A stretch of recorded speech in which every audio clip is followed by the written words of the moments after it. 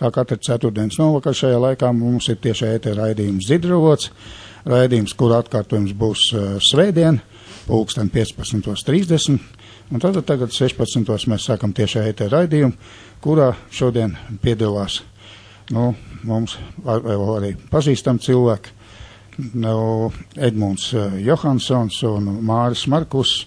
Un es varbūt sāksim ar to iepazīšanos ar Māri, kā lai tev tagad godā pēc kādiem amatiem vai tituliem, vai kas tu esi, vai tu esi pensionārs, vai tu kā tev godā? Es vienkārši, ka es esmu pensionārs. Jā. Labi. Edmunds, kas arī pensionārs, jā. Es arī esmu pensionārs, jā. Un tā. Labi, bet mums tātad saruna faktiski būs par ko, būtībā par veciem laikiem un par to, kas ir bijis, kas nav bijis un kā varēja būt un kā nevarēja būt un kā vajadzētu būt, varbūt, jā, tāda varbūt tā raidījuma ievirza ļoti mistiski mani, jā, no manas puses, jā. Bet ko mēs sāksim? Varbūt sāksim ar Māri, jā, es tev tā man gribētu teikt to, kad ir jāsāk ar to, kas faktiski ir visvērtīgākais cilvēkiem, tautām. Jā, tas ir dzimtenes mīlestība, tātad ar savu brīvību, un lai vispār būtu no kaut kurienes atskaita, tad man gribās vismaz 2 piemērus minēt. Jā, kad katru dienu no rīta savā kritušo karavīru dvēselēm Skoti kopš 1767. gada 4. apriļa iet un jau 260 gadus vairāk savā pēdējā lielā kaujā, ko viņi zaudēja pret Angliju. Tātad jau 265 gadus, ja nemaldos. Ja? Katru dienu viņi iet un spēlē savām The Song of the Culloden Moor. Tas ir YouTube atrodams, tur arī tas bildes ir. Tas ir viens teiciens. Otrs teiciens ir, ko nozīmē vērtība. Otrs ir, piemēram, ka latvieši varbūt redz, kurš zinās, kad ir tāds Bausmans. Un tātad Bausmans uzspridzināja Cēsu pils pulveru pagrabs, kad Jānis Briesmīgais bija aplēns Cēsis. Tad viņš bija pusdzīvs, viņu nesa pie Jāņa Briesmīgā un pateica, ka šis ir tas vīrs. Un viņš teica, nest uz mietu uzdurt, bet līdz tam mietam viņš jau bija savu dvēseli atdevis mūžībai. Šī Cēsu pils tornis joprojām ir sašķēlies vaļā. Ko tas nozīmē? Tas nozīmē to, ka var atņemt uz laiku to vērtīgāko dzīvību. Bet otrs, es pastāstīšu pēc tam vēl arī dažs cits piemērs, ko cilvēki latvieši spējuši izdarīt kā atskaites punktu pret šo Skotiem un pret Bausmanu, kas uzspridzināja Cēsu pili. Jā. Tas ir tāds ievads pa morāli, pa dzimtenes mīlestību, pa dzimtenes nodevību. Jā. Labi. Varbūt Edmunds kaut ko šajā sakarībā pēc šāda ievada var kaut ko pateikt. Pat pēc tiem moto, jā. Nē, ja runā par dzimtenes mīlestību, tad, protams, tas ir filosofisks jēdziens. Un jebkura dzimtene, viņi ar gadiem mainās. Mainās teritoriāli, mainās valdības, tā tālāk. Un katrā tādī brīdī, kas tur valda, kas tur ir pa iekārt, ir savu noteikumu, savu likumu, savu zvērast un vispārējais. Un šeit arī ļoti jautājums sāpīgs. Viens ir dzimis jaunajā, tādī sistēmā, otrs atnāca no vecās sistēmas. Katram savs izpratnes par to dzīves īstenību, kas tādī brīdī ir. Un šeit jāmāk savienot kopā, kā tas ir izpaudies, cik viņš ir devis tai zemei, tai tautai, kur viņš ir dzīvo un no kurienes viņš iznācis. Jā. Tas ir galvenais mērauklis. Cits jau nevar būt. Kaut kādu likumu, kaut kādu noteikumu, tā tālāk. Tas ir jau pēc tam izējošais. Bet pamatjēdziens jau ir kāda viņa attieksme pret to zemi, kur viņš ir dzimis, un pret to tautu, kas viņu ir radījusi. Jā.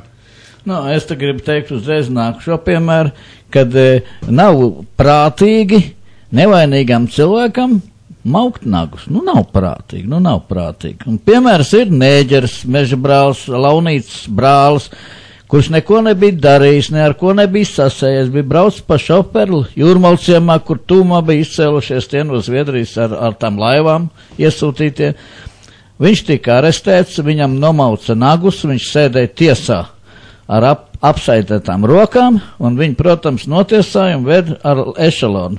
Kaut kur tālu prom Krievijā viņam izdevās izlaust grīdu vilcienam, viņš tika izlēts ārā, tie apsargi no tā cietumnieku vilciena šāva, protams, uz viņu netrāpīja pie Vologdas kaut kur. Tad viņš no Vologdas pa naktīm ar kājām atnāca līdz Igaunijai, nevienam Krievam acīs nerādīdamies, tāpēc, ka viņš zināja, ka viņu momentā nodos. Lūk, un Igaunijā jau te viņu pirmo reizi pabaroja. Tad viņam iesaukt bija Nēģers, viņš tāds tumšs pēc sejas bija. Tad viņš aizgāja pie mežbrāļiem un teica tā, tikko jums ir kādam jāizpild nāves sods, dodiet man, es to darīšu. Protams, ka viņi vēlāk nošāva čeks uzdevumā. Kaminsks, tas, kas ir sacerējis dzejolīti un dziesmiņu par mazo mežu bunkurīti. Lūk, tāds ir stāsts, ko cilvēks var izdarīt. Viens no stāstiem. Stāsti daudz. Jā. Vēl varētu pateikt tā, ka mēs nekad nedomājam, ka čekistiem vajadzētu ļaut mierīgi dzīvot. Tā no kāda punkta pamata. Kas tas tāds ir, ka viņi var mierīgi dzīvot? Bija viens tāds, kas dzīvoja šitanīs te Papau radiorūpnīs, tanīs kopiņas mājā, kas bija vedis no Ilūgstas pagastā aizsargs 41. gadā, visus apcietinājis, ar kājām aizvedis līdz Daugavpilī. Cietums jau bija evakuēts. Nu, ko, nošāva viņš turpat visu pie bedres, pie cietums sienas un apraka. Un es viņam zvanu, es saku, kā tev tie aizsargi nerādās acīs, kurus tu vedu nošaut. Var nākošai, Jākapilī bija Paķagailo, kas nošauja pilnīgi nevainīgi cilvēku pie baznīcas vārta ieejas. Es arī viņam zvanīju. Vēl Švarovs, varbūt, ka vēl ir dzīvs, kas vienkārši tas latvietis izlikās, ka viņš krievu valodu nesaprot, ko viņi bija pratinājuši. Viņš, protams, dzirdēja, kā viņš ar otru runā, ka viņš to sievieti, ko viņš gribēja iegūt, viņš vienkārši viņu nošauja to, kas bija viņas puisis. Nu, tas maz tā. Es arī viņam zvanīju. Kā, tu tā mierīgi, kā tev tagad nerādās nelabs sapņi? Kāpēc, lai viņi mierīgi dzīvot? Uz kādu punktu pamatu es gribētu zināt? Jā, nu, te Edmundam ir arī ko sacīt, jā, gan par jauno sistēmu, gan par veco sistēmu. Un droši vien, ka ir tie cilvēki, kas vēl šodien ir arī dzīvi, un kuriem ir dažādas arī atmiņas par visu to laiku. Nu, redziet, nevar visu likt vienā maisā. Tas ir viennozīme. Viens ir 36. gads, 40. gads, otra paudze, jeb jau nākošā paudze, tas ir pēc 50 gadiem, kad bija pavisam citi iekārti, bija sakārtot likumdošana, un tie, kas atnāca strādāt drošības komitejā, pēc 60, 70 gadiem, viņiem jau nav par ko atvainoties. Pamatā varbūt atsevišķiem cilvēkiem, bet pamatā viņi godīgi pildīja tos likumus, kur bija pieņemti Latvijā. Un nepildīt tos likumus, tas arī noziedzīgs, tad viņus paši bija jāsoda. Tā kā šeit ļoti stingri jāskatās, kā jāsakārto, kāda katram ir bijusi loma un ko katrs ir darījis. Protams, tie, kas ir nodevējuši, safabricējuši liecības, uz ko pamat ciet cilvēki, skaidrs, ka viņus saukt pie atbildības, bet, viņi, diemžēl, viņi jau ir viņa pasaulē, viena daļa jau ciet Hruščova laikā, kad liela daļa, kas Staļina laikā nodarbojās ar spīdzināšanu, ar izsūtīšanu, viņi jau tika nosūtīti, notiesāti, no darba atbrīvot, un viņi jau tagad, protams, ir tik sirmā vecumā, kad faktiski nav saglabājušies. Tāpēc jaunā paudze, protams, nekāda pamatā, nekāda lūkšana, pielūkšana nedarīs. Es to neticu, ka viņi darīs, jo viņi visi iesaistījušies aktīvā ekonomiskā darbībā, un šodien tie, kas vēl var, ir spējīgi, tie aktīvi strādā Latvijas valsts labā, kā kurš var un cik viņiem ir tās spējas. Daži strādā spēcdienestos, cits strādā ekonomikā, cits kā finansis, kā uztur kādu firmu. Nu, liela daļa, protams, pamatā jau ir pensionāri un dziļā vecumā nodarbojas ar bērnu audzināšanu. Man gribās pie pašreiziem laikiem nosacīt. Tātad speciālā prokuratūra, un es tā arī biju kā eksperts, mēs nodarbojamies ar visu šīm lietām. Tātad mēs nodarbojamies ar Leonīdu Fominu, ko Ziemeļs Akots. Jūs tādu Ziemeļu Akotu zināt? Jūs laikos viņš strādāja. Vēl telefonu grāmatās bija iekšā. Nu, bija gan. Lūk, tātad 70. gados tika radīta speciāla nodaļa, kas uzraudzīja mežbrāļus.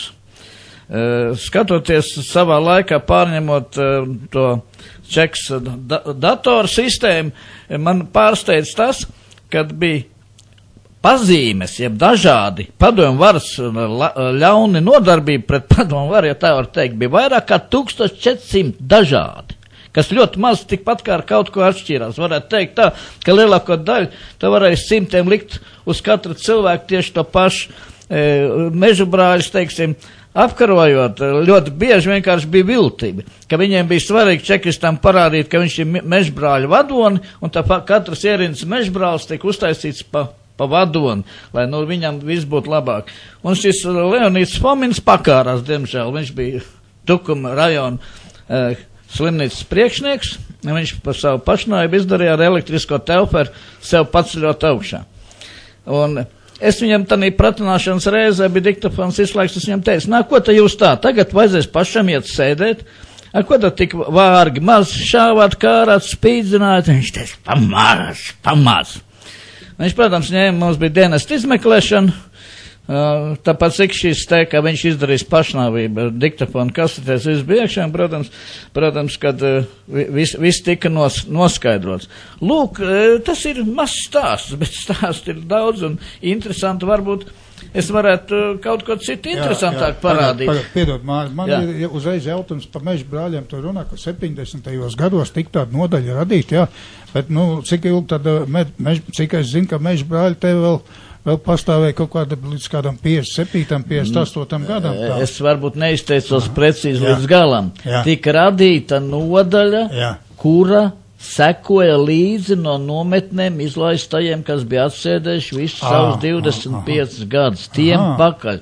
Un otrs ir tas, kad tas pats Bunduls, pulkvedis, arī viņš staigāja pakaļ saviem tiem specāģentiem šāvējiem. Jā. Tāpēc, kad cilvēks, kas ir gatavs otru nošaut tā, kā draugs atnāk, tāda nemaz nav tik daudz. Tāda nav tik daudz, un tāpēc viņi visu laiku tik zināmā mērā uzraudzīti. Tie specāģenti šāvēji, kuri vēl bija dzīvi. Pēdējais, kas bija dzīvi, mēs visi, protams, savā laikā atradām, un viss ir piefiksēts, tur nav. Bet man gribās uzprasīt Johansson kungam. Jūs ziniet, ka Čekai daudz izcili izgudrojumi, viens no tiem ir patronu zupa. Kas tas tāds? Tas tik sen, ka tajā laikā nebija saistīts. Kāda 83. gadā jūs bijāt pulkvedis jau? Bet līdz tam taču jūs to dienestu veicāt tātad? Es sāku veikt dienestu 70. gadu vidū kaut kur, 70 gadus kaut kur sākumā vidū. Tad tādi jautājumi vispār nebija. Tādas nodarbošanās nebija, viss kārtojās likuma robežās. Un tas, kas pirms tam, es vēlreiz atkārtoju, pirms 50, 60 gadiem bija, to nevar jaukt ar to paudzi, kas strādāja sākot no 70 gadiem.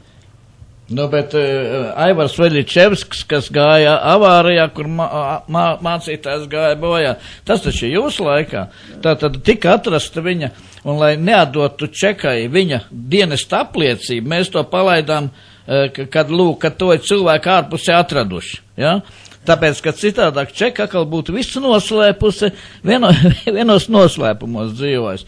Vēl es gribu teikt, ka es teicu par Nēģeri, kas ar kājām atnāca no Vologdas, bet es vēl gribu pateikt par Kārli Čiku.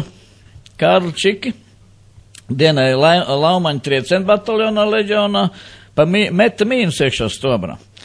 Un pēc tam aizgāja mežā, un Ķieģeļa pagastā viņu 46. gada decembrī sašāva ar automātu kārtu no muguras plecā. Viņš bija Abagurs cietuma slimnīcā, un viņam laimījās iziet cauri nāves soda atcelšanas vārtiem. Tātad no 47. gada maija līdz 50. gada janvārim, ko noķēra un tiesāja, tiem bija tā laime iziet apakaļ ārā dzīviem. Un tā, kad Staļins nomira, tad visos nometnēs, tātad Mordovijas nometnē 56. gadā viņam vajadzēja rakstīt lūgumu noņemt, viņam bija 25+5 kā parasti, un viņam vajadzēja rakstīt lūgumu un vienu dienu staigāt ar sarkanu lenti pa nometni, izrādot lūk šo padevību. Nu, viņš, protams, to negāja. Viņš to negāja un nedarīja, un tā viņam piedāvāja, kāpēc tu to nedari. Viņš, ka es pret jums cīnījos, un tikai man būs mazākā iespējas, atkal to darīšu. Un viņš principēc nosēdēja 10 gadus Mordovijas nometnēs un 17. gadu sākuma iznāca ārā. Tā kā tad tas cilvēks mīl savu dzimteni, jeb nemīl savu dzimteni. Ko tas šeit tie čekis, kas tikai kā mazi, jūs taču visi staigājāt, tad ir Rīgas pilsētas čeks nodaļā, varēja domāt, ka jūs visi esat komjanatnes komiteja, kas tur bija. Piesēdz faktiski, lai nedomātu, kas šitie tādi, kas te staigā. Kā tur bija tiem komjauniešiem? No. Redziet, es vēlreiz gribu pateikt, ka tie ir vēstures jautājumi. Es neesmu vēsturnieks, tādā laikā es mācījos tikai, un es neesmu lietas kursā, un par visām tām 6 lietām es pat negribu sevišķi disputēt, jo es neesmu kompetents. Kas nozīmē par Rīgas pilsētas nodaļu, ka viņi bija bijušā komjautnes ģenerālas komitejas pēdējā stāvā, nekāds piesaks nebija oficiāli, tā bija oficiāli iestāde, visos dokumentos viss viņi bija nosaukums, tā kā tas vienkārši telpu trūkuma dēļ ierādīja vietējā vara mums tās telpas. Un mēs bijām, atremontējām un tur strādājām. Jā. Augšā pēdējā. Jā, mums nebija ne izmeklētāja daļa. Varbūt ir tāds vienkārši jautājums. Jūs internetā darbojaties? Kad ir laiks, ir tad darbojaties? Nē, nu skaidrs, vienkārši, ka vispār, ka darbojaties. Tātad, vai jūs pa Bukovska arhīvu kaut ko esat dzirdējuši? Nē, es interesējies pat. Un pa Mitrohina arhīvu? Arī. Nu, bet Mitrohina taču tika izvests ārā šeit no Rīgas. Visa ārējās izlūkošanas dokumentācija, kas bija ilgus gadus krāta. Tas kādreiz ir noticis, varbūt. Tas jau tagad ir 92. gadā. Nē, tās ir muļķības. Kādas muļķības? Ir Mitrohina arhīvs. Nekādas muļķības. Nekāda arhīva netika izvesta. Čeks ārējās izlūkošanas arhīvs. Mitrohins Vasilijs ir. Es jums varu uzrakstīt adreses internetu. Jūs varat pats palasīt. Nē, Dievs, internetā visādas muļķības. Nevis muļķības, bet dokumenti. Jūs ziniet, kas ir tātad tas otrs arhīvs, ko es jums saku, kas ir Bukovska? Nezinu. Tad es jums varu pastāstīt. Tātad Bukovskas. Man tas ir 90. Protams, ka neinteresē, tāpēc... Jā, labi. Kurš Bukovskas? Tas Bukovskas, kas te... Jā, Vladimirs Bukovskas. Televīzijā strādāja? Nē. Vladimirs Bukovskas, kurš bija nolemts nāvei un kas pret Karolānu tika savā laikā samainīts. Jūs to neatcerieties? Kad dziesmiņi dziedāja. Pameņāļi huligāna na Luīza Karolāna. Tas viss tāds, ziniet, tirgus līmenī runas, par kurus man vienkārši dokumenti. Nebija laiks ne interesēties, ne lasīt. Kas nozīmē arhīvu. Nebija jau Latvijas arhīvu, bija Savienības arhīvu. Un kur Savienības centrs pateica, kur tam arhīvam jābūt, tur viņš arī būs. Jūs varbūt es nemācu jums īsti pareizi izteikt. Tātad Bukovskis 93. gadā no Jeļcina tika uzaicināts uz Maskavu, kad kompartija tika aizliegta un viņiem konstitucionālā tiesa tātad organizēja šo procesu, un viņam vajadzēja, kā Bukovskis bija tas, kas faktiski bija nolemts nāvē. Ja rietumi nebūtu... Hruščova laikā? Tad Jeļcina laikā? 93. gadā, jā. Tas ir tas Bukovskis, kurš aizlaidās uz Ameriku, jā? Nevis viņš aizlaidās, bet viņi pret Karvalānu samainīja. Viņš Izraēlā pa ministru strādā. Nē, tas Izraēlā pa ministru cits. Šitas ir profesors Kembridžā, jeb kaut kur tur. Nu tad, lūk, tajā laikā bija izdomāts pirmais skaners, kā porcigārs tāds. Un viņš teica, ka viņš ies palīgā Jeļcinam tikai tad, ja visus slepenos prezidenta paketes viņam dos. Un viņš tur ir nokopējis no viņiem kādā 2 mēnešu laikā apmēram pār pa 7000 oriģinālu dokumentu, kur ir arī tie dokumenti, kurš parakstās, lai Afganistānā karaspēku vest iekšā, vēl daudz ko visu citu. Lūk, tad šis arhīvs ir... Es varu iedot linku, visu oriģinālu dokumentu, un pēc kādiem pāris mēnešiem viņš saprata, ka viņš taču kaut ko tu dara un zog šo informāciju kopē. Jā, tas viss ir pieejams. Pagaidiet, 93. gadā jau sen nebija vairs drošības komiteja. Tā pri čem te drošības komiteja? Jūs sakiet pa arhīvu 93. gadā. Pa drošības komiteja tātad, kurā brīdī drošības komiteja saprat, ka ir beigas un sāk gatavoties drošība, savai iekšējai drošībai? Kurā gadā? Tad, kad bija pieņemts attiecīgs dokuments. Nu jā, tā es jums varu pateikt, ka mēs savā laikā puķu dienas paņēmām 4 partijas komiteju dokumentus, un partijas komitejas uzskaits dokumentos ir iekšā kartiņa, kad cilvēks, kas ir bijis šeit uzskaitē, viņa kartiņa tiek aizsūtīta prom, bet to, ka viņš ir bijis uzskaitē, šī kartiņa saglabājās uz vietas. Un es jums varu pateikt, ka 87. gada pavasarī pie Rīgas partijas komitejas tika nodibināta partijas organizācija numur 4. 87. gada pavasarī. Jūs tur pat vēl visur bijāt. Un visus tos vecos čekistus, Krahabors, kas bija pierakstīti partijas organizācijās namu pārvaldēs, lai viņus nepaņemtais dziesmas, viņus visus sūtīja prom uz partijas organizāciju numur 4. Tāds stāsts ir.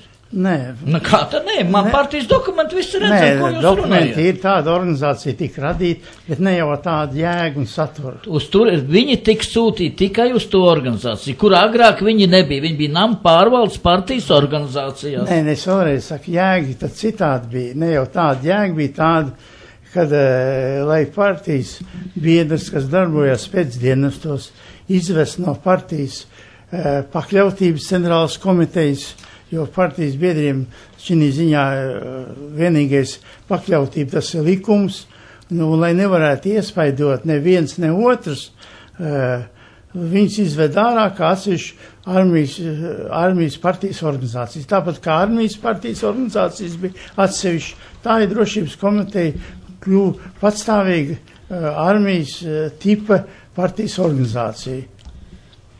Tur tā jēga bija, neko neslēp, neko, ne domas, ne jēga bija. Nu, es strādāju pie čekas maisiem, es nodarbojos ar spēcaģentiem ilgu laiku, bet jautājums ir tāds, ka čekas kartoteka, var sakot, vajadzēja notikt it kā latviski, padomiskai, jeb krieviskai čekai saglabāties ar Barauko. Tāds nostāsts ir. Un tika radīta sierāma, jūsu lielais dators tika uz turien paņemts, un tur pa kukurīts bija uzstājies tur pa to informācijas pārvaldītāju. Tad interesanti, kam tad tas bija domāts? Krievijai, jeb Latvijai sierāma ar kukurīti. Redziet, tos visas magnetiskās atmiņas dabūja vispār, kad vajadzēja dabūja visas magnetiskās atmiņas, un kukurīts, protams, aizlaidās uz Maskavu. Un mēs palaidām tādu smuku joku, ka kukurīts mums pārdevis ir visas magnetiskās atmiņas, ko viņš, protams, nebija darījis. Bet Maskava nespēja noticēt, ka kāds būtu, kurš varētu paņemt naudu un nepārdot tos čekas failus. Nu, tādu maz jociņu mēs viņam, viņi pēc tam izmet, turienes ārā no Maskavas. Tāds maz jociņš, ja kāpēc, lai to nedarītu, kas tie ir kaut kāds svētā govs, ka viņi varēja visu laiku darīt. Jautājums ir tāds, ko ir pateicis slavenais dziedātājs, kaut gan man viņš nekad nav paticis, Visocks. Viņš teica, ka voru dolšana siģeķi ķurmē. Un ko tas nozīmē? Tas nozīmē to, ka vainīgam ir jābūt kaut kur. Kā tas var būt, kad mūsu brīvība nozaga padomju armija, čeka, Ja? Un viņi tagad te dzīvo šajā labklājības laikmetā, ka viņi mums taču nozag to brīvību. Un viņš tādi mierīgi šeit dzīvo, un viņiem nekas nenotiek. Mēs ar jums varam mierīgi aprunāties. Jautājums, vai jūs Amerikas balss kādreiz esat klausīsies? Protams, tad. Nu, jūs no izvēršanas kaut ko atcerēties? No deportācijām? Protams, atceros. Nu, kādas jūs domas, kāpēc ņēma grūtniecis pēdējā mēnesī slims cilvēks no slimnīcām, kāpēc ņēma ārā? Kur tā vajadzība bija? Es to nevaru komentēt, jo man vispirms jāiepazīstās ar materiāliem, tā es varu teikt. Un otrkārt, ne jau drošības komiteja, ne jau armija veic kaut kādas izvešanas. Tā bija, to praktiski viņas veica, bet bija pasūtītājs, bija rīkotājs, kas to rīkoja. Tie bija izpildītāji. Un ne jau padomju armija, milicijas pēcvienības veic izsūtīšanas. Armija tur nepričom. Tie ir dažādi sagrozīti vienkārši materiāli. Nē, nekas nav sagrozīts, tas nekas nav apgāžams. Lieta jau ir pavisam elementāri vienkāršais. Padomju idiotismu. 47. gadā uztaisīja speciāls grupas, kas staigāja gar privātiem zemniekiem. Tur bija arī pie partijas komitejām bija kara daļa. Vai neaģēl. Tātad, tā bija pārstāvs, tur bija NKVD pārstāvs, kas staigāja pa mājām un novērtēja, vai viņi atbilst kulakiem vai neatbilst kulakiem 47. gadā. Un tad neviens nevarēja zināt, kurš būs slimnīcā, kurš gaidīs bērniņu, un vienkārši viss saraksts bija sastādīts, un tālāk viss aizgāja. Es nevaru komentēt šīs jautājumus, jo es tādā laikā biju mazs puika. Es biju mazs puika, bet es to savās acīm redzēju. Es biju Ugālē. Varbūt jums tāda iespēja bija man, un es neesmu lietas kursā, un neesmu ne par to jautājumu interesējies. Man vispār viņš neinteresē. Jā, skaidrs. Vispār vai tā problēma lielākā nav vispār tāda, kad neviens nekā negrib zināt. Es aizietu padomju armijā, es nodenēju savus 3 gadus un nolēmu, ka es vairāk viņā nekad man nedabūs iekšā, un nedabūju arī 27 gadus, es mācu izvērts, lai viņi iet zārkā. Bet stāsts tai par to, ka es domāju, vai tie padomju virsnieki tiešām ir idioti, ka viņi neko no vēstures nezina, kas ir bijis, ja viņi kaut kādām pasaciņām tic. Un tas tiešām tā ir, es jums varu pateikt, bija šāds gadījums, man te kaut kur ir arī tā lapiņa visiem telefoniem. Tātad 89. gada 3. februārī man piezvanīja pazīstams sieviete, tas bija ļoti aktīvs cilvēks, ka viņai ir zvanījis pa starppilsētu telefonu no Liepājas stacijas perona dēls, kurš dienēja Krievu armijā, un ka viņiem bija atnākusi pavēle, ka 2 stundu laikā visi vietējie iedzīvotāji, baltieši, no padomju armijas jāizsūta ārpus Baltijas kara apgabalu. Un man jau bija savs ieskats, un es dabūju visu telefons, es zvanīju gan Vāgrim, gan Kuzminam uz tur un visiem, un es viņam teicu, ka sacelsties milzīgs trādrīts nemieris tautā.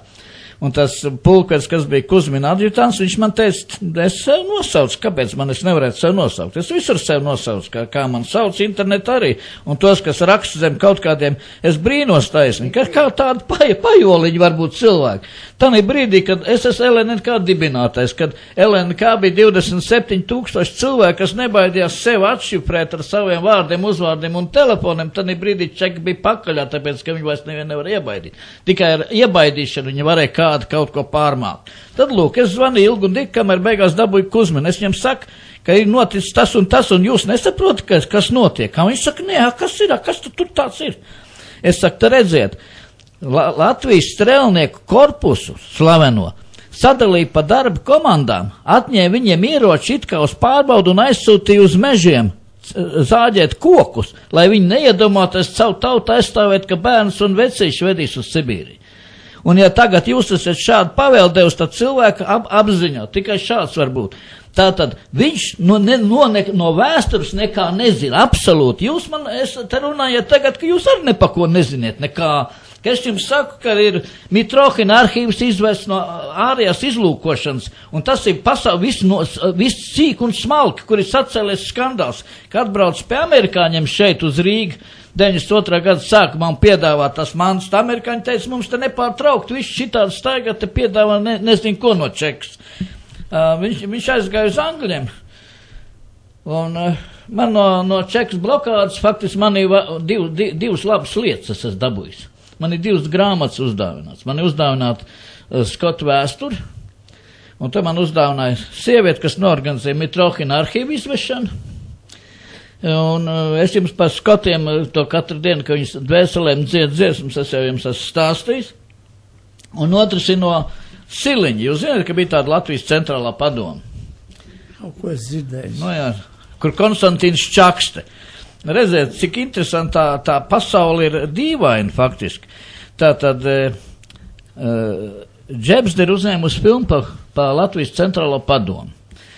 Un tā filma te kaut kad, vai nu šogad viņi tika rādīta. Un tur ir viss tāds stāsts, kad Konstantīns Čakste ejot jau tādā pēdējā nāves ceļā, ka viņš zināja, ka viņš neizdzīvos, un viņš vienam jaunam puisim bija teicis, tu noteikti izdzīvos līdz Latvijas. Cilvēks, kas bija, tas bija vēlākais tātad Kaminskis, un Kaminskis bija viens no Svētā gara torņa karoga vilcējiem. Tātad bija 3.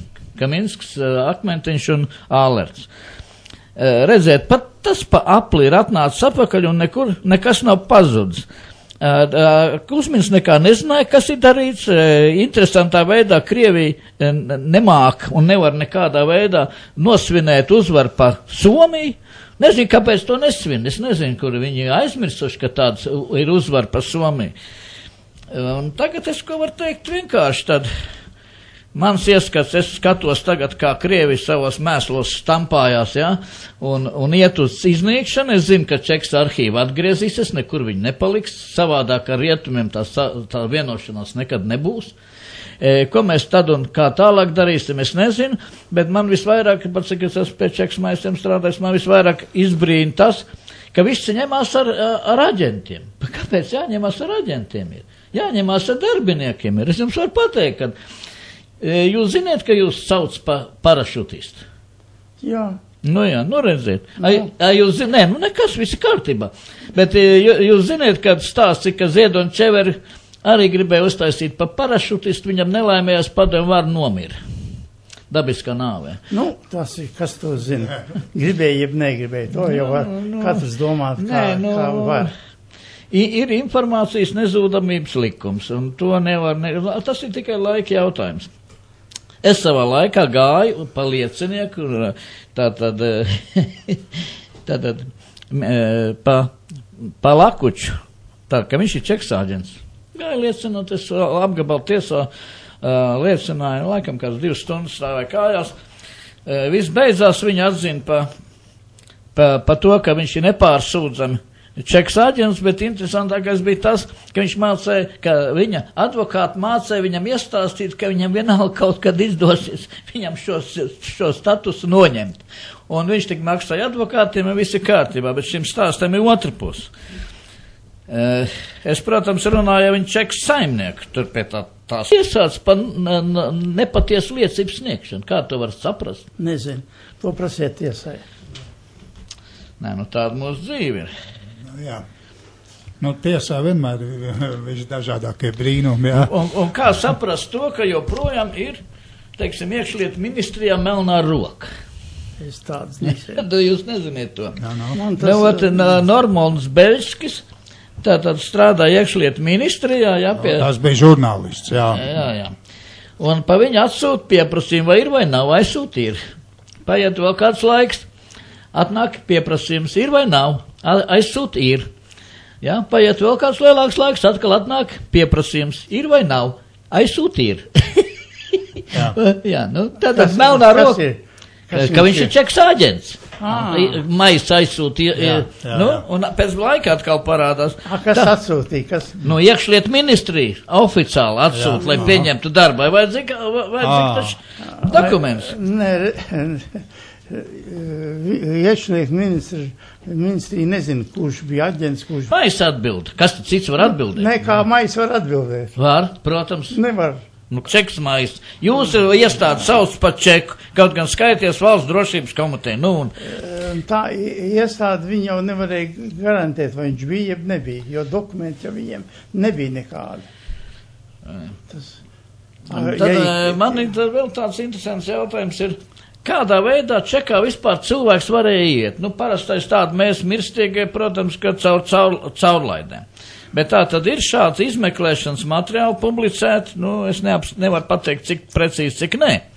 Ka tā ir šaušanas naktī, kad iekšlietu ministrijā notika šaušana, kad Gorbunovs nav varējis sazvanīties ar Maskavu. Pat cik viņam neatbildēja, viņš devies ir uz Čeku un no turienes mēģinājis sazvanīt un arī nav varējis. Nu, viņš taču nevarēja ierasties naktī, ja jūs tur nebijāt. Es biju. Nu, kā viņš varēja iet? Viņš, ko jūs viņam caurlaidi rakstījāt, ja jūs vadījāt, lai viņi laiž, ja jūs aizgājāt līdz viņai uz rokas ievietāt iekšā caurlaidi? Nē, kur jūs tik primitīvi? Nē, kā tad ir kārtība? Man noziņoja, kad ir ieradies Gorbunovs. Es pēc lūdzu atvediet pie maniem uz kabinetu. Un viss. Un dokuments netiek rakstīts? Nē.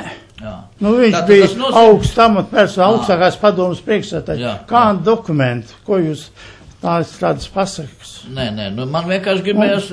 Mums tas pat no jūsu mutes man gribējās dzirdēt... Jebkurš augstākās padomas deputāts, pēc tam saimnes deputāts, nu, saimne tad nebija augstākās padomas deputātam, bija tiesības ienākt pie manīm, ja viņam tāda nepieciešama. Un neviens viņu aizturēja nedrīkstēja. Tāds likumdošana. Skaidrs, jā, paldies. Nākamais jautājums ir par Gunāru Astru. Kā jūs domājat, ka visi tie stāsti, ka Gunārs Astrs nav dzimis, nav miris, dabiskā nāve ir pareizi vai nav pareizi? Nē, esmu neko redzējis no dokumentiem. Skaidrs, ka ne.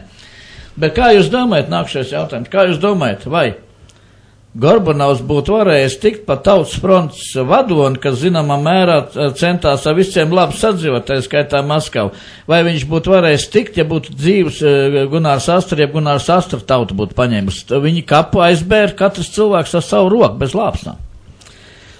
Nu, man grūti to... Gribu teikt, ka Gorbunovs nekad nav bijis Tautas frontē, un pa vadoni arī viņš nu, nebija. Nē, nu jā, nu... Jā, viņš tikai augstākās padomas. Nu jā. Jā, pa Tautas frontu viņš nebija. Un nu, tur jau atkal veselu vēsturi par to Tautas frontu, kā to Tautas frontu organizē, un kāda loma ir Vagrim, kāda loma ir Gorbunovam, jā. Un tā viss ir vēsturi, protams, vai ne? Man gribējas jums tos, pat cik visi saka, ka viņš nekā nezina, un baigi vienkārši. Tas ir vislabākais ir, ja neko nezina. Ja negrib zināt, neko arī, protams, ka nezinās, un tur jau nav ko arī pārmest, bet kā tas var būt, kad Čeka izmantoja žīdu šāvējs?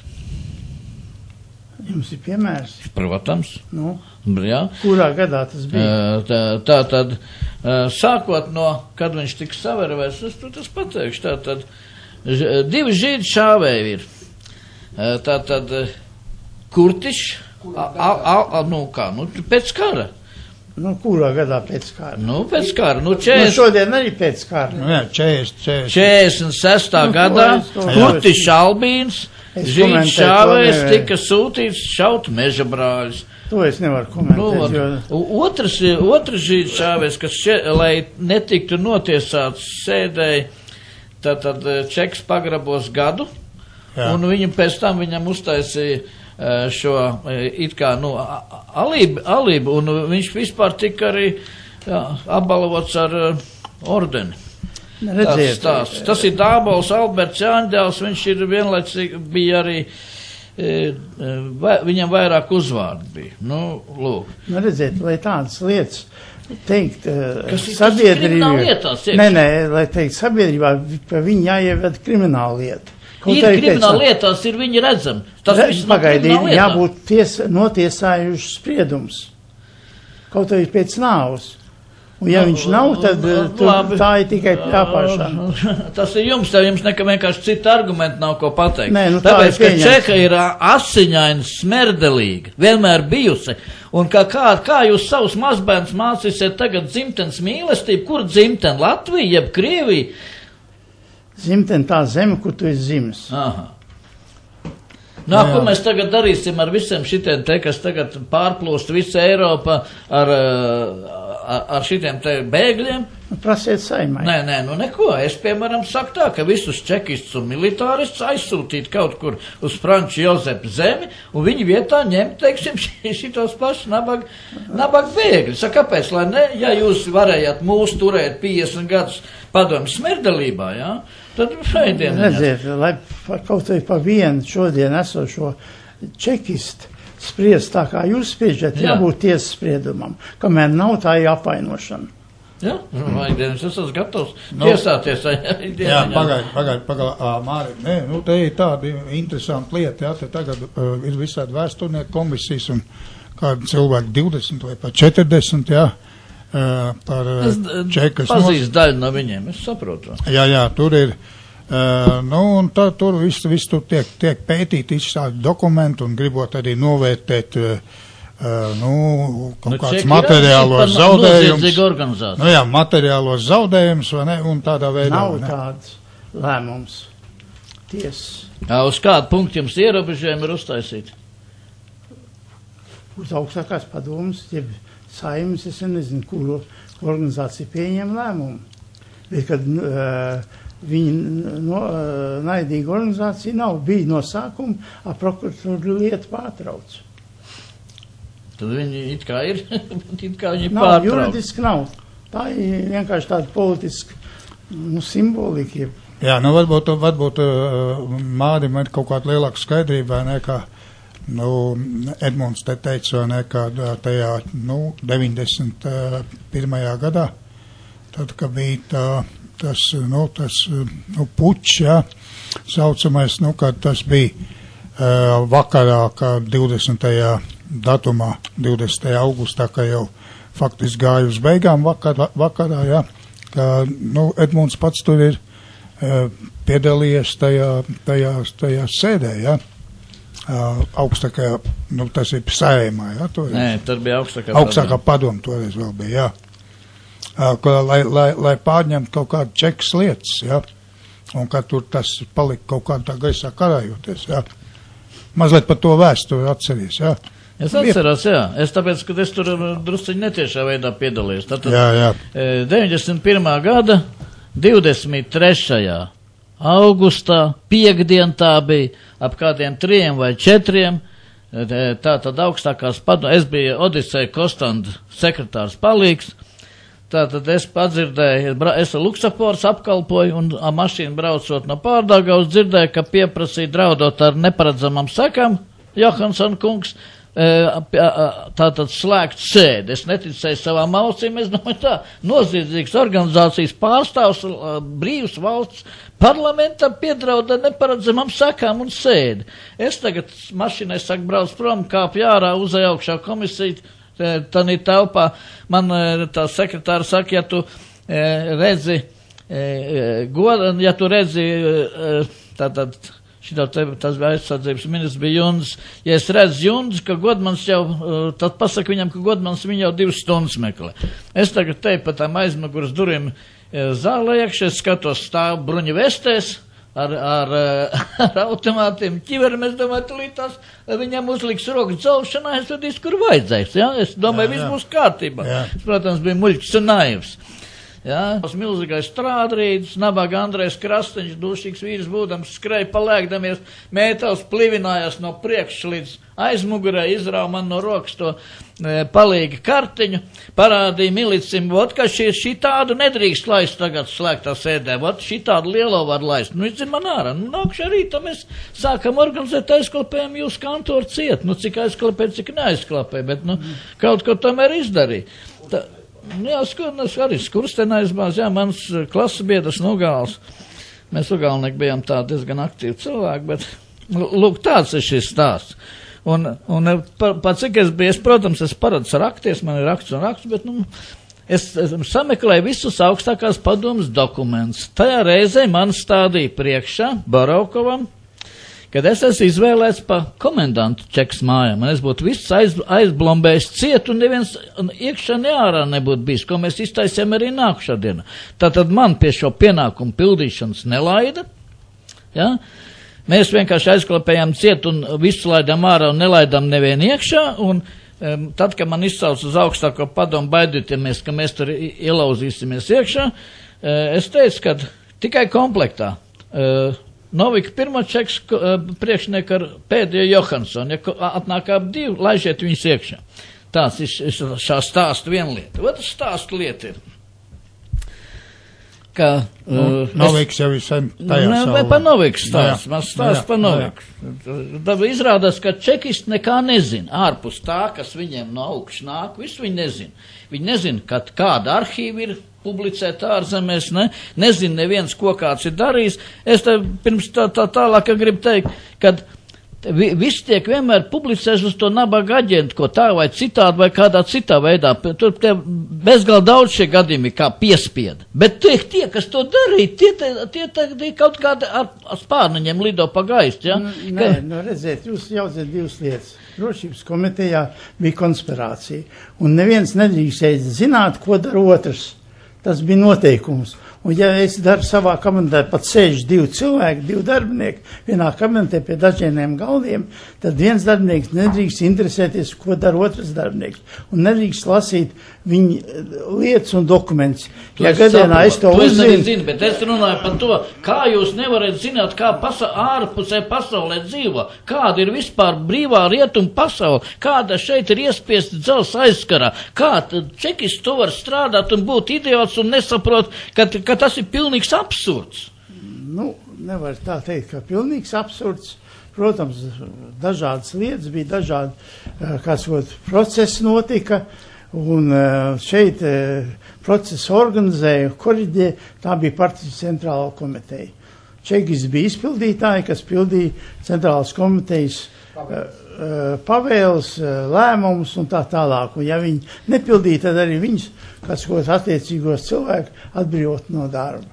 Jā, tas ir skaidrs, jā, tāda bija. Bet es jums gribēju par Noviku. Tātad Noviks tika tiesāts. Man neinteresē, bet varbūt tiem cilvēkiem, kas klausās, interesē. Cits jautājums. Tad lūk, Noviks tika tiesāts, un viena no epizodēm, ko mums izdevās savā laikā atrast, bija tāda, ka pēc Latvijas okupācijas apmēram nedēļu no Vabolas pagasta mājas atskanēja palīdzības zvani uz Daugavpili. Un Latvijas jātnieku pulka patruļas, kas bija paredzēts pēc Krievu ienākšanas, kā ilgu laiku jāj uz turieni, lai palīdzētu. Un uz turieni, kad viņi ieradās pagast mājā, tātad Noviks ar saviem komjoniešiem bija pagast vecākam ar 2 naglām pienaglojis mēli pie galda. Šis fakts tika Novikam tiesā likts priekšā. Tāpēc, ka bija saglabājušies vēl tie cilvēki, kas to bija redzējuši un kas to... Nu, tāds ir šis stāsts vienkārši.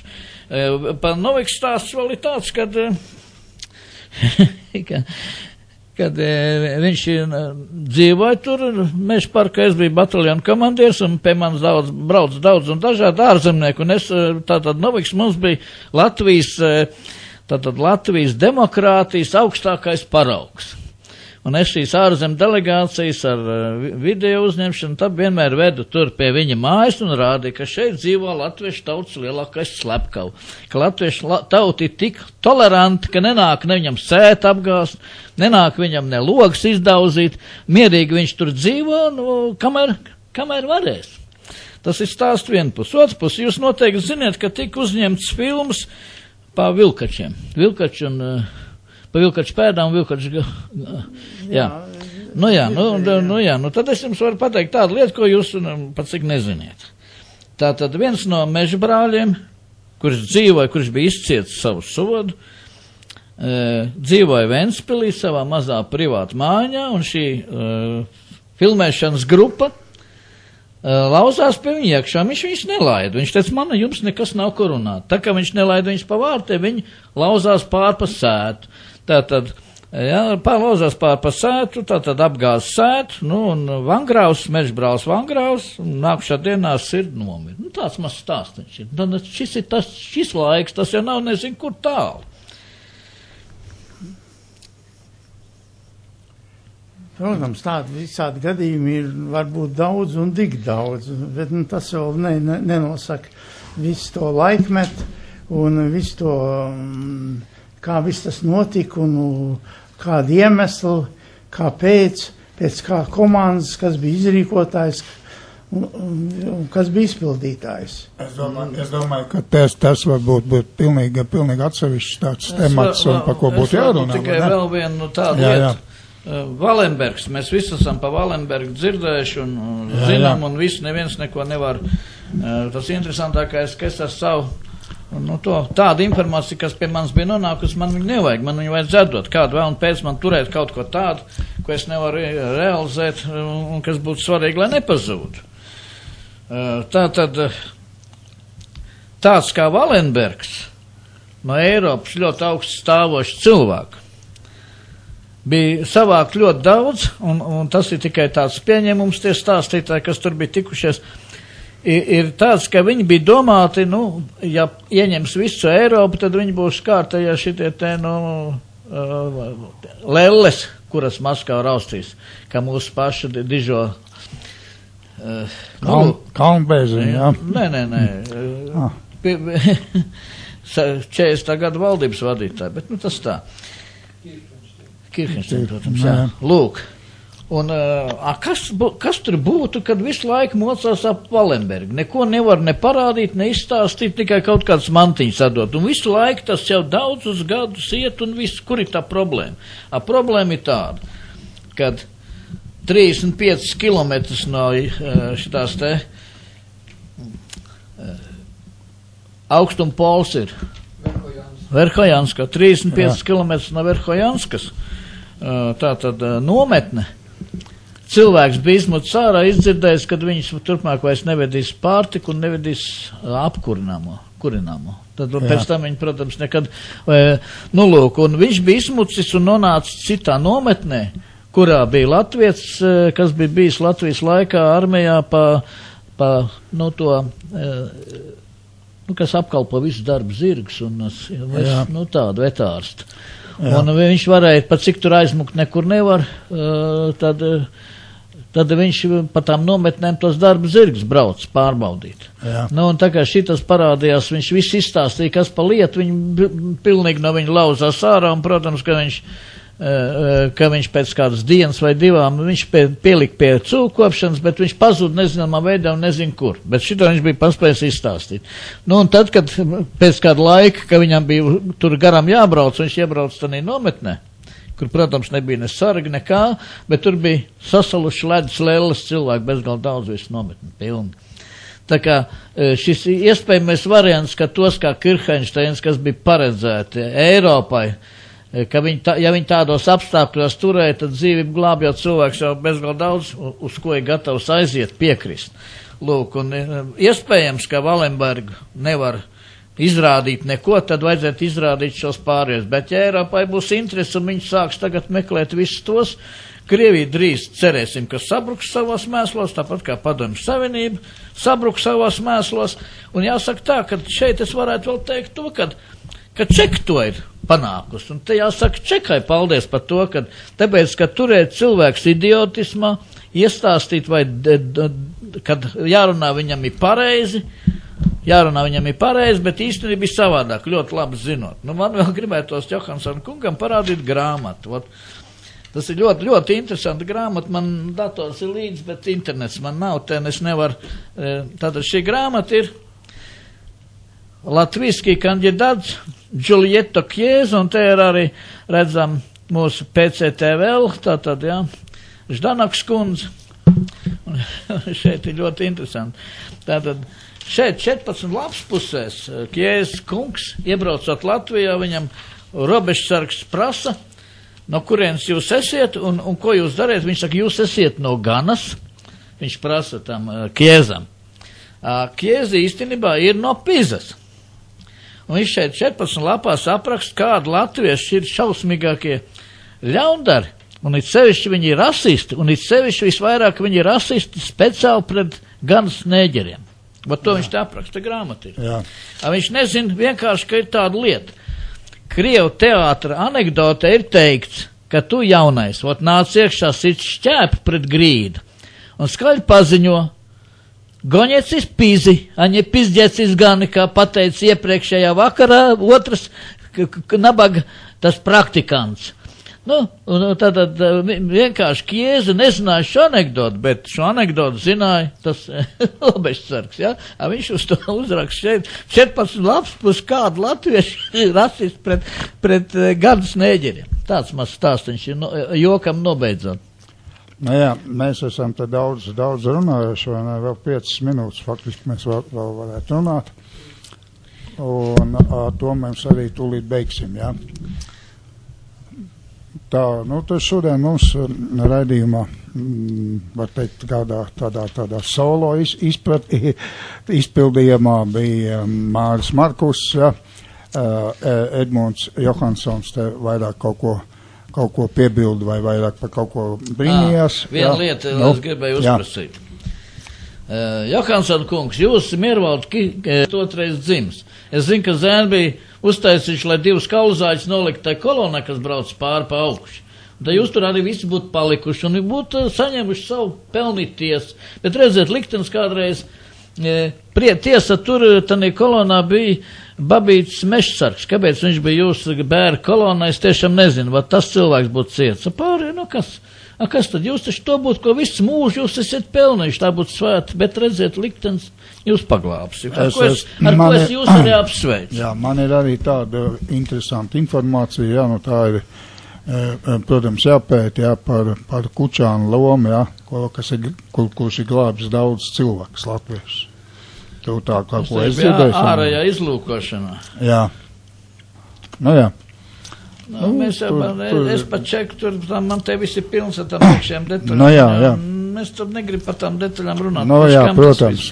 Tā nav jēga. Mēs te sākām runāt. Kura organizācija sastādīja saraksts? Mēs te runājam par ko citu lietu. Vēl viena interesanta lieta ir liktenis. Jā. Kā jūs domājat, varbūt tā, ka vai čekists var apzakt cilvēku? Ja? Nu, nosog un viss. Varbūt gadījumi. Nē. Šis ir īpašs gadījums. Šis ir gadījums tas, kad latviešiem tās radi bieži vien ir nelabi, lai varētu paņemt čekai. Un bija viens cilvēks, kas redzēja, ka baigi labs talantīgs Latvijas, cik ko vajag ņemt čekā pa darbinieku, bet viņam ir visādi sūda ar vectēviem fabrikām, jeb kaut kādiem īpašumiem. Jā. Un viņš ņēma un visus arhīvus rakt cauri un izkāva visas informācijas ārā līdz pat tīro. Un atnāca tagad brīvu Latviju un tas staigā vaimanādams japcik ar ārā, izkāva visu ārā, neko vairs nevar pieradīt un īpašumi pa galam. Nu, tāds stāsts ir. Tas arī tā. Nu, labi, stāsti ir beigušies. Tad jāsaka tā, paldies Mārim Markusam par izsmeļošo stāstījumu un tāpat arī Edvīnam Johansonam. Un es domāju, ka mēs pie veciem laikiem un pie tā, kas vēl turpinās, jā, par to mēs noteikti arī runāsim, arī mūsu turpmākajos redzījumos. Un tātad paldies visiem, kas piedalījās, un paldies par to, ka klausījāties un uz redzēšanos un uz tikšanos un mūsu nākamajos redzījumos. Paldies un visu to labāko jums!